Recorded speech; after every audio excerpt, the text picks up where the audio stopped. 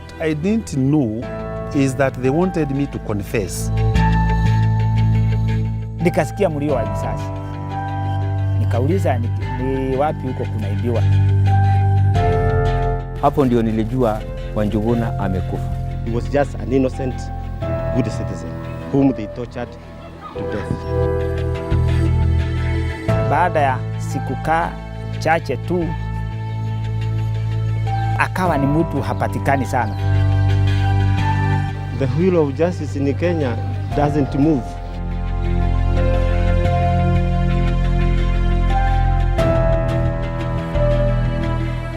"15 years ago, a civic leader is murdered in the most brutal manner. Councillor Charles Maina Wanjuguna was shot at close range before his murderers drove a 6-inch nail through his skull. Who wanted the councillor dead and why? Case files, the Ruiru 12 starts now."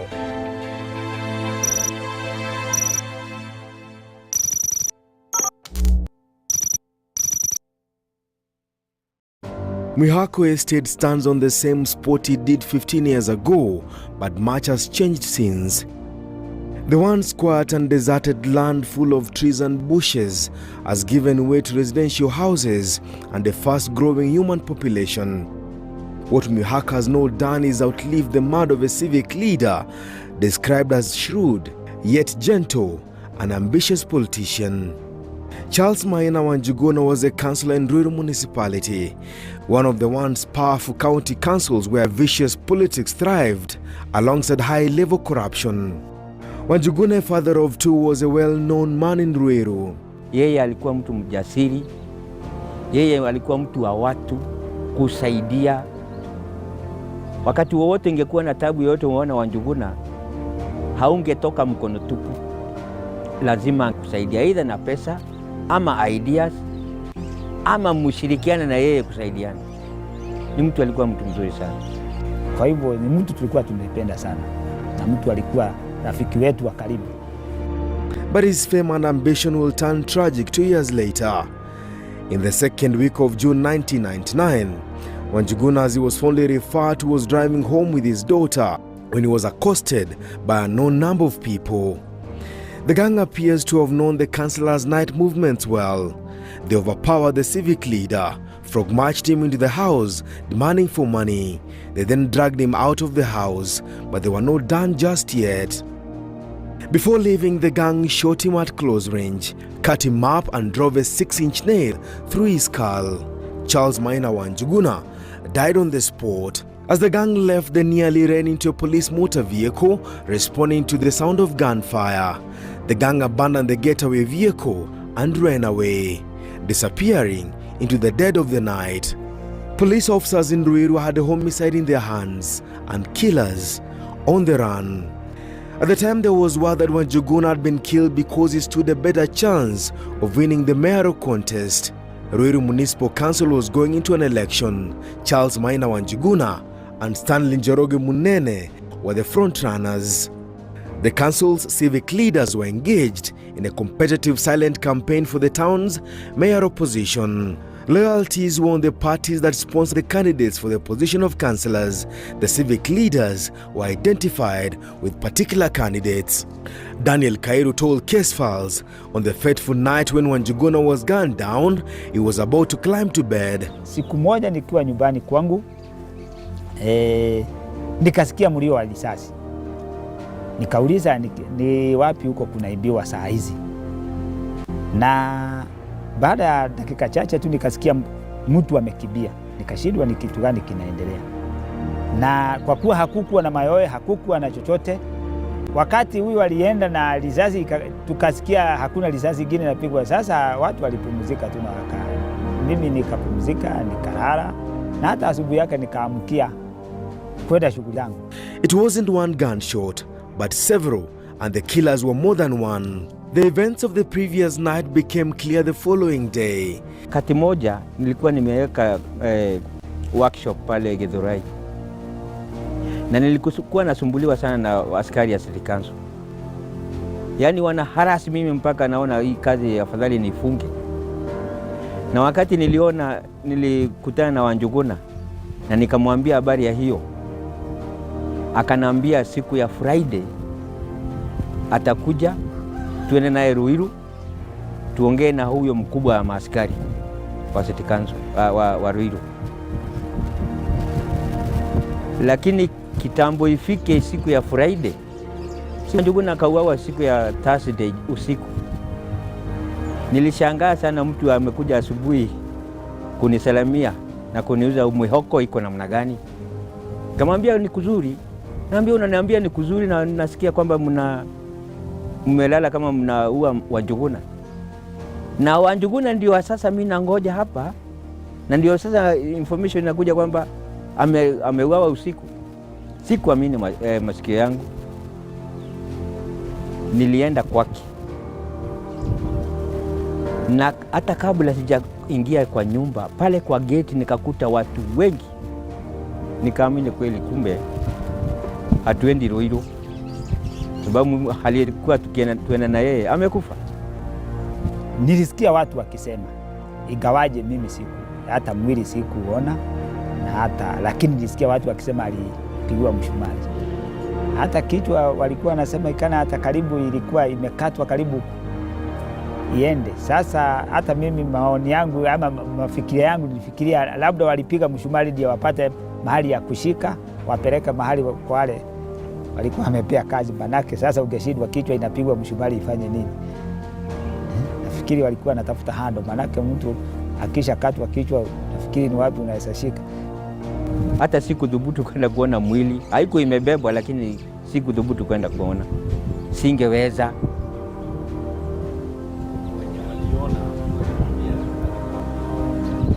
Wenye waliona walisema amepigwa risasi na hata amepigwa msumari kichwani. Nikashangaa, hii ni ukatili gani? Unakuwa mtu na kumpiga msumari kwa kichwa, inamaanisha nini? Ni kitu kiliudhi watu wengi sana. After several weeks, 12 people were arrested. The incumbent mayor, his deputy, 4 other councillors and 6 other suspects. In total, police had 12 suspects in custody. The prosecution claimed that the 12 were in a hotel in Kasarani where the murder plot was planned and late executed. The prosecution advanced the motive of a civic leader who was out to fight corruption but who was stopped in his tracks by a bullet. Samuel Keya, a first-time councillor at the time, was among those arrested. They came to my home at Kahawa Wendani. They told me that they would want to ask me a few questions, and I accompanied them to Ruiru. I had nothing to fear of. I told them I would drive my car. They told me fine. I drove my car all the way from Kahawa Wendani to Ruiru police station. When I got there, I found several cars parked in the parking yard of the police station. Looking at those cars, I could see my colleagues inside the vehicles. I wondered what is happening. I was told to park my car there, and I was put in one of the cars. I asked them, what is happening? They told me, don't ask any question. We stayed in the car, and after about 2 hours, the vehicles were driven off. We didn't know where we were being taken. Me, I was taken to Makuyu police station, almost 110 kilometers from Nairobi. I stayed there for 2 weeks, for 1 week. Then I was brought to Gati police station in Thika, where I found my colleagues there being tortured seriously. Some of them could not walk. Some of them were on crutches. Some of them were swollen. I wondered what is happening. They started interrogating me or asking me questions about the death of Njuguna. On the 14th day of July 1999, Ruiru Municipal Council Mayor Stanley Njoroge, Samuel Kibacha Kia, and 9 others were formally charged in court for the murder of Charles Mwangi wa Njuguna. When he was murdered, I felt that I have lost a friend. And I conducted a prayer, which we could get it even from the minutes. When we went for the full council meeting, I was the one who conducted the prayers. And I asked God for those who did the killing or who were the ones who murdered him to be brought to book, because I felt that I have to somebody. We did all we could as a council to raise money, and we visited the home, and we gave a check of 100,000. Me being the chairman of finance at the time, I'm the one who presented the check to the family for the arrangement of the burial. The prosecution had seen a much bigger contribution the 6 councillors had taken part in. The prosecution claimed it was the councillors who conspired to have Wanjuguna dead. In fact, they singled out the mayor as the man who might have had knowledge of the plan to have the council and civic leader dead. The prosecution called 56 witnesses in a trial that would last a straight 6 years. The prosecution largely relied on the evidence of Wanjuguna's daughter, Florence Njeri, and the son, young Njuguna. A teary and terrified Njeri told the trial judge, Justice Alex Etiang, that she saw and heard her father's killers struggle with him. Njeri told the court she pleaded with the father to give up all the money he had after the gang took from him 40,000 shillings. Njeri told the court the gang then dragged the father out of the kitchen to where his vehicle was parked and still continued demanding for more money. In her statement, Njeri told the police she saw a tall man holding a stone. The man had a broad face, big ears, and a sharp nose. Mimi kusikia kwangu nilisikia akisema kuna watu ambaye anahofia maisha yake yako hatarini. Sikujua ni akina nani. Na ikawa akaendelea akiwa anasema namna hiyo. Hata kuna wakati alienda mkutano Githurai. Na akiwa kwa mkutano akaguzia hilo jambo. Na jamaa moja akasimama akamuuliza, wewe kwani utauliwa miaka ngapi? Kila siku nasemanga unauliwa na hukufi. Utauliwa siku ngapi? Lakini huyo mtu Wanjuguna hakuongea naye na hakumjibu. Alikuwa amemaliza kuongea. Sasa ikawa maneno ukawa na ugomvi hapo. Sasa mfurugano ikaingia, mkutano ukaisha. The son will tell the judge he had stepped out of the father's vehicle when he saw about 8 people coming from the main gate straight into their house. The son says he saw Stephen Washira Wanderi, one of the accused persons, stand behind the tall man who was butchering the father. By the time Justice Alex Etiang was volunteering to leave the judiciary or face the humiliating Ringera Commission, the 12 suspects, among them Samuel Kea, had been placed on their defense. The judge had ruled that the 12 had a case to answer. No one witness who came before the court and said he saw me doing or having anything to do with the matter. After 5 years on trial and with the judge leaving office before he could conclude the case, the court declared the entire trial a mistrial. The 12 were set free. We were 2 groups in this case. There was the group of the councillors, and there were the groups of the alleged guys that we paid them. We didn't know them. They also didn't know us. So when we met in court, we were 2 groups that this group had come and this group is there, and they have been enjoying it with us, and nobody knew one another. Even when we were in court, our lawyers had a very hard time for them to connect the case, because the case was like 2 cases for those who did the killing and those who financed. But for the financiers and the executors to merge, there was no evidence to judge. As the trial progressed, 2 suspects died under mysterious circumstances. One was called Julius Morandi. Morandi was tortured when we were arrested, because I know he was a healthy guy, and in fact most of the times when we were going to court, because I was also healthy enough, I was the one who was carrying him and assisting him to get in the van. We were not in the same block, because when we went into prison, his health deteriorated and he was taken to the hospital, which is at Kamiti. In fact, during all our trial, he was admitted there. And as time went on, because it was a problem of nerves, we only heard that he passed on as the trial was going on. Way before the trial commenced, another suspect, Dismas Maina, also died under unexplained circumstances while in the custody of the police. Police claimed he had committed suicide in his cell, but independent investigations ruled out suicide. Someone had killed Julius Maina while under the care of the police. Maina had allegedly confessed to the police about the plot to have the councillor murdered 3 months before he met his death. We were told that he hanged himself. An inquiry was put. It is in the public domain that he didn't hang himself. He was also tortured. The 12 appeared before Justice Alex Etiang, but a purge in the judiciary saw him leave office before the proceedings will come to an end. The court proceedings were declared a mistrial. Justice Kalpana Rawal took over the case. Case Files takes a short break.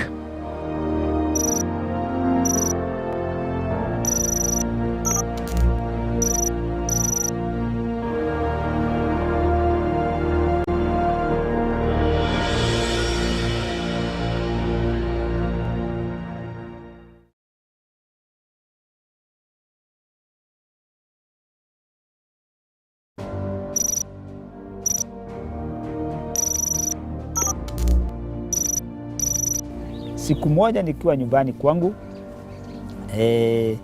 nikasikia mlio wa risasi, na hata kabla sijaingia kwa nyumba, pale kwa gate nikakuta watu wengi, nikaamini kweli kumbe hatuendi Ruiru. Then I was brought to Gati police station in Thika, where I found my colleagues there being tortured seriously. Kwani utauliwa miaka ngapi? Kila siku nasemanga unauliwa na hukufi. Utauliwa siku ngapi? And in fact, most of the times when you were going to court, because I was also healthy enough, I was the one who was carrying him and assisting him to get in the van. 3 months after the High Court dismissed the case against the 12, the Attorney General at the time, Amos Wako, reopened the case. The murder file was placed before Justice Kalpana Rawal. The witnesses were called again, and it was during the second trial of the 12 where the defense dealt a major blow to the prosecution's case. All what they were saying that the money was being misappropriated in the council. In fact, there came a time when the judge asked, are we talking, or are we doing a case of misappropriation of funds of money, or are we doing a case of murder? A close friend of Wanjuguna's told the court that the councillor had told him there were plans to have him killed. The witness told the court that Charles Wanjuguna told him that the mayor Stanley Njoroge Munene was the man who was planning to have him eliminated. 2 witnesses had placed at least 2 suspects at the scene of the killing: a tall man with a broad face with big ears and a short man who had a run-in with Wanjuguna 1 year earlier. Wanjuguna's daughter, Florence Njeri, and the son told the court that Stephen Wachira Wanderi had attacked the father in a past incident and he was among those at the scene of the killing on that fateful night.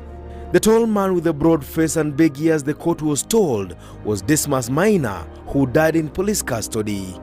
After 1 year on trial, Justice Kalpana Rawal poured cold water on the prosecution's case. The judge ruled that the fact that witnesses had dropped the names of the councillors as the facilitators of Wanjuguna's killing, there was no evidence linking them to the actual murder. Justice Kalpana Rawal also questioned why Wanjuguna's daughter failed to describe to the police 2 other killers who forced her to show them how to start the father's vehicle immediately after killing him.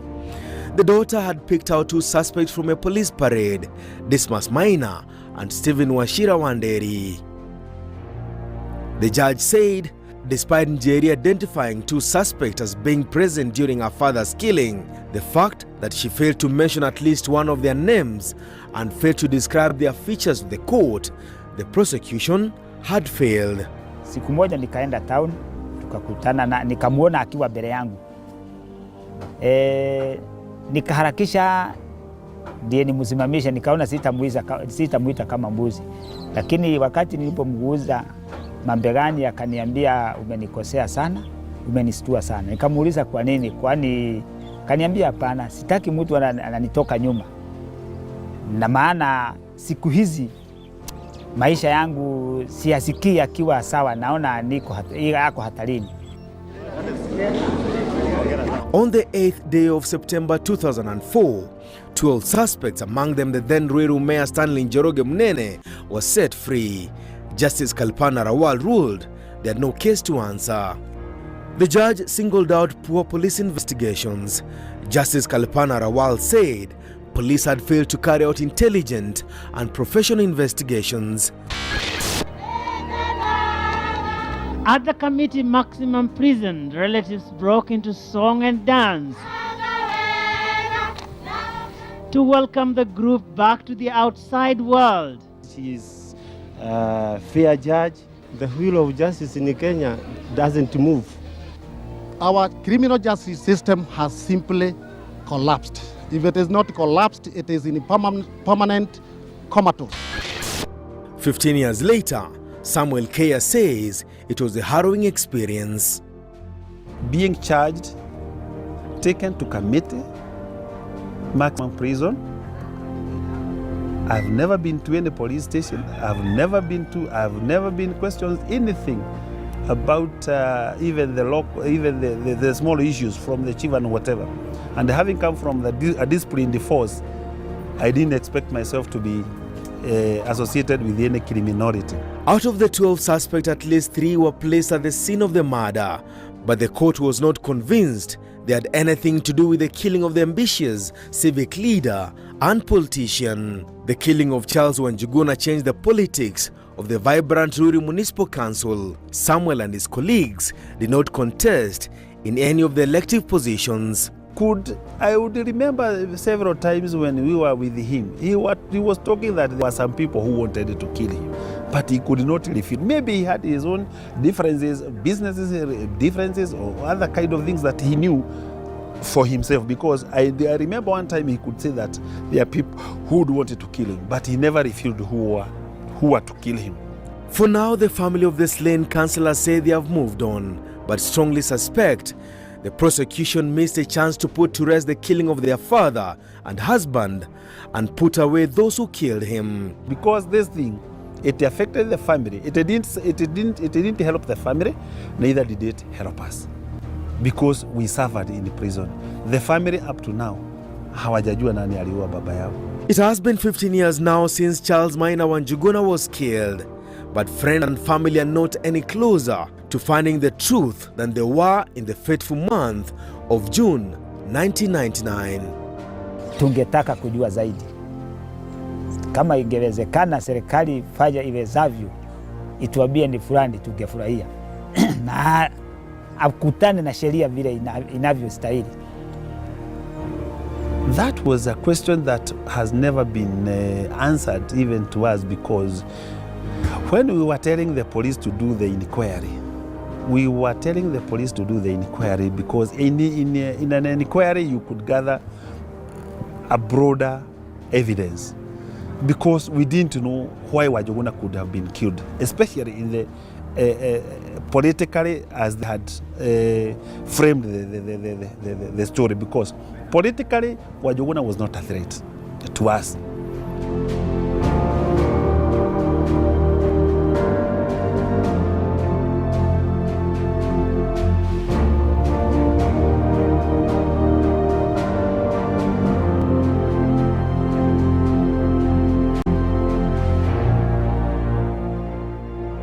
The family of the slain civic leader declined to speak to case files.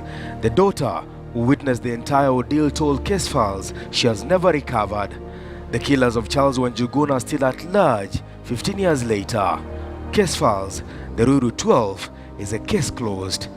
Denison Sarigo for Case Files.